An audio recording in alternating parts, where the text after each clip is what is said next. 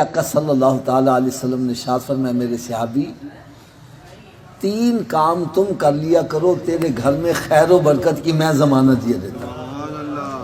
صحابہ کرام علیہم رضوان ارشاد فرماتے ہیں ہم نے اس صحابی کو بڑا تنگ دست دیکھا، قرض کے بوجھ نیچے بھی دبا دیکھا، لیکن جب اس نے سرکار صلی اللہ علیہ وسلم کے بتلائے ہوئے نسخے پر عمل شروع کر دیا تو رب تعالیٰ نے اتنا نوازا کہ اب وہ مدینہ شریف کی گلیوں میں جھولیاں بھر بھر کے خیرات کرتا تھا، دولت ختم نہیں ہوتی۔ تو ہو سکتا ہے کہ آپ حضرات کو بھی اس نسخے کی ضرورت ہو اور آپ سوچ بھی رہے گے یار یہ پتہ نہیں کتنا مشکل مسئلہ ہوگا، کتنا مشکل نسخہ ہوگا جس سے بندے کا معاشی مسئلہ حل ہو جائے۔ تو آؤ وہ 3 کام کون کون سے ہیں۔ نمبر 1 فرمایا جب گھر میں داخل ہوا کرو تو گھر والوں کو سلام کر دیا کرو۔ کیا کرنا جی؟ سلام کر لیا کرو۔ دوسرا کام فرمایا 1 مرتبہ مجھ پر بھی سلام بھیج دیا کرو۔ اور تیسرا کام فرمایا 1 مرتبہ سورہ اخلاص بھی پڑھ لیا کرو۔ اب تینوں کام کیسے کرنے ہیں میں پریکٹیکل کر کے بتلا دیتا ہوں۔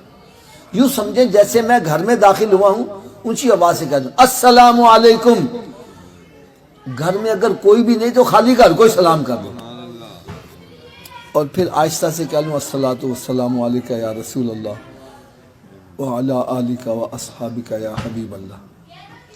اور تیسرا کام بسم اللہ الرحمن الرحیم قل هو اللہ احد اللہ الصمد لم یلد ولم یولد ولم یکن لہ کفوا احد۔ یہ کام مشکل ہے کہ آسان ہے؟ اونچی بولو سبھی عمل کر لیں گے؟ اچھا یہ بھی بتلا دوں آپ بھول بھی جاؤ گے تو یاد رکھنے کا بھی نسخہ بتلا دوں۔ یاد رکھنے کا نسخہ یہ ہے جو بھی آپ کو ملے اس سے کہا کرو بھائی آپ بھی 3 کام کرو، بھائی آپ بھی 3 کام کرنے، بھائی آپ بھی 3 کام کر لیا کرو۔ جب آپ کسی کا بھلا چاہو گے تمہارا بھلا خود بخود ہی ہوتا چلا جائے۔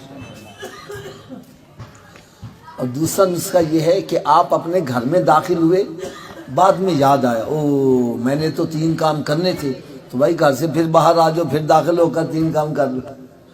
2-3 مرتبہ ایسا کام کرو گے انشاءاللہ پکا یاد ہو جائے گا۔ اور اس کی آپ کو ایک میں اور برکت بھی بتلاؤں۔ ہمارے یہاں پر نا علامہ اقبال ٹاؤن میں نا دبئی چوک ہے، اس میں ایک بڑی پیاری مسجد بنی ہوئی ہے۔ اس مسجد میں نا اجتماع تھا تو بیان میں نا یہ حدیث سنائی گئی۔ خیر اجتماع ختم ہوا، لوگ اپنے اپنے گھروں کو چلے گئے۔ بعد میں کچھ بندے ملاقات کرنے والے وہ بیٹھے رہے، تو ملاقات ہو رہی تھی تو ایک بندہ اپنے گھر سے پھر واپس آ گیا، چہرہ بڑا حشاش مشاش ہے، بڑا خوش ہے۔ ہم نے پوچھا بھائی تم واپس آ گئے خیر تو ہے؟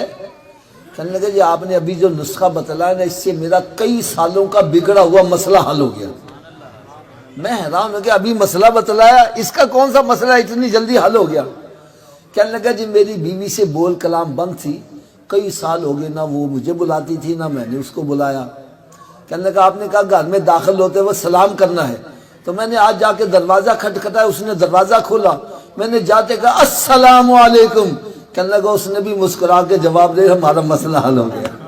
ارے جس کو حقیر جان کے تم نے بجھا دیا وہی چراغ جلیں گے تو روشنی ہوگی۔ میرے آقا صلی اللہ تعالیٰ علیہ وسلم کی ہر سنت میں نور ہے، اس میں کروڑوں حکمتیں موجود ہیں۔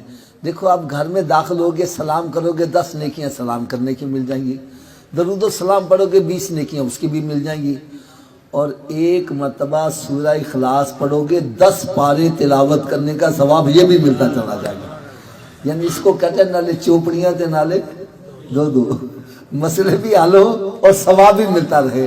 اللہ تعالیٰ ہم سب کو سونے آقا صلی اللہ علیہ وسلم کی سنتوں پر عمل کرنے کی توفیق عطا فرمائے۔